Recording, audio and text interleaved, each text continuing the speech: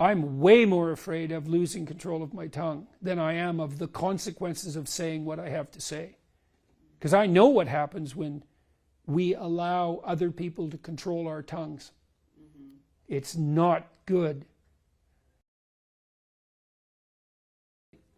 But the Conservatives have for a long time almost vacated the field when it comes to the so-called culture wars. And we have seen the left's march. It's not just through academia anymore, it's in private institutions, it's in corporations, Hollywood. So is it far too advanced for there to be a correction or a reversal?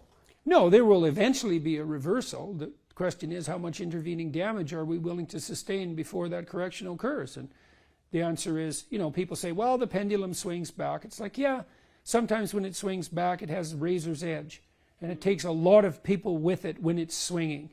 You know, Venezuela will eventually correct course, but how many people will die as a consequence?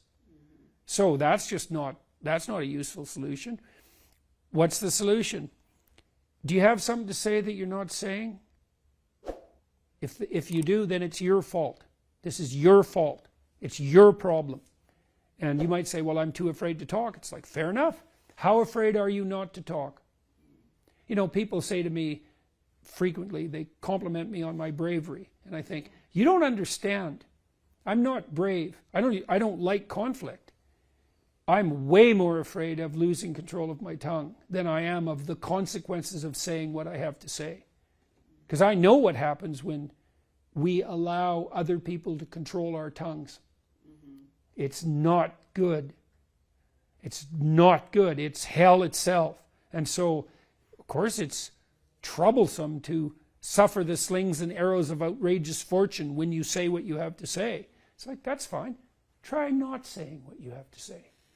Well, that'll be okay in the moment. It's like, yeah, in the moment. But unfortunately, your whole life isn't in the moment. No, but you can understand. Like I think I can understand why people still hesitate, whether there's someone with profile or someone who's just on a Facebook page and they don't want to state even a very mainstream opinion that's not progressive, because there's a real cost there. And is the cost worth saying what you feel? Well, that's one of the fundamental questions of life. Is that, well, so we have a sense in the West, there's a doctrine in the West, very central doctrine. It's associated with the idea of logos and the divine word. The truth will set you free. Well, true or false? You might say, well, if I say the truth, I'm going to get into trouble. Fair enough, but if you abide by the lie, you're also going to get into trouble. And so one of the things you can do instantly is disabuse yourself of the notion that there's a zero trouble pathway.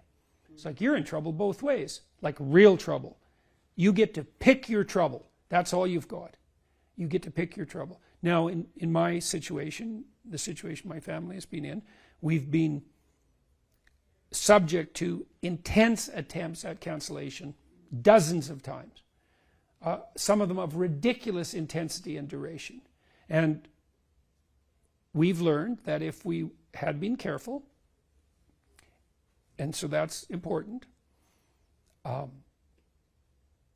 I do my best not to say things that I believe are false.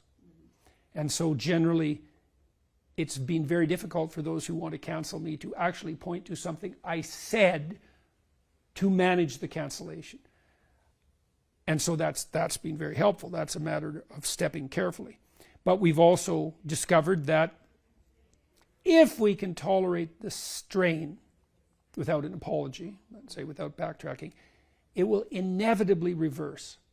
Not just not work, that's the Streisand effect, right?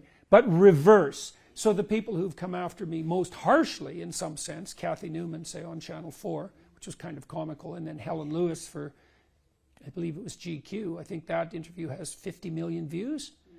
And so she did everything she could to lay serpentine traps for me. And it was very stressful and very high intensity dance, because if I would have said the wrong thing, all the moral virtue would have accrued to her and I would have been done. But the consequence instead was that she was my best friend, just like Kathy Newman was. And so you might say, well, if you say what you have to say, and I would say, don't just shoot your mouth off incautiously. There's no sense getting fired stupidly and leaving your family to starve. You have to be strategic about these things. This be a lifetime commitment, not a momentary whim that now you're going to, bumble out the truth. It might be a little late for that in your situation, right? But you have to decide in your life. You have to decide. Are you better served by the truth or by the lie of silence or deception? And those are your options. That's it. That's all you've got.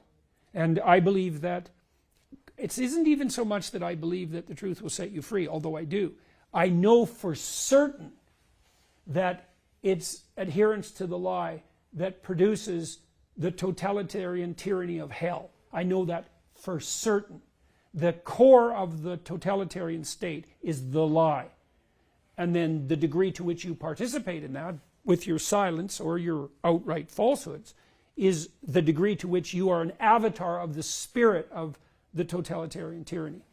And that's, if you have any degree of insight at all, you see, well, that's something hellish.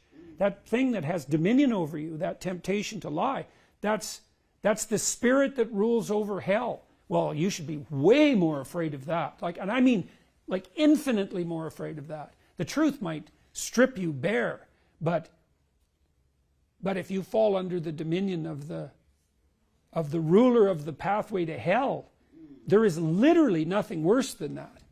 And you might say, well, that's hyperbole. It's like, really, it is, eh? It's 100 million dead under Mao. Hyperbole, eh? I don't think so.